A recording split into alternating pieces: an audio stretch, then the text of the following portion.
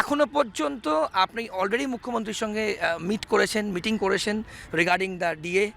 কলকাতা কর্পোরেশনের যারা আছেন তারা কিন্তু এক পয়সাও ডিএ পায়নি এখনো পর্যন্ত।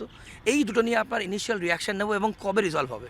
আগের জামানাতে ওই অর্থ দপ্তরের যে আমলা বাহিনী ছিল, যে কর্মচারীরা ছিল, তারা ইনট্যাক্ট আছেন, কারুর প্রতি হাত পড়েনি এখনো।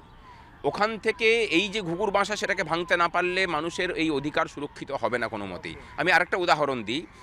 আমরা যেদিন বৈঠকে বসলাম সেদিন তড়িঘড়ি করে 1/4/2008 থেকে 31/12/2015 এর যে বকেয়া, সেটাকে তড়িঘড়ি করে মানে কিছু মানুষের অ্যাকাউন্টে দিয়ে দেওয়া হলো।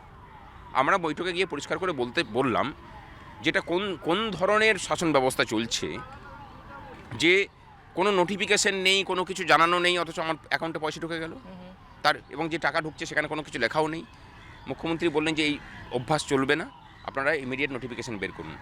সেই দিন পর্যন্ত 1 তারিখে নোটিফিকেশন বেরোয়নি। নোটিফিকেশন তার পরের দিন বেরোলো 2 তারিখে, কিন্তু ব্যাকডেটে, যেটা আগের জামানার অভ্যাস ছিল।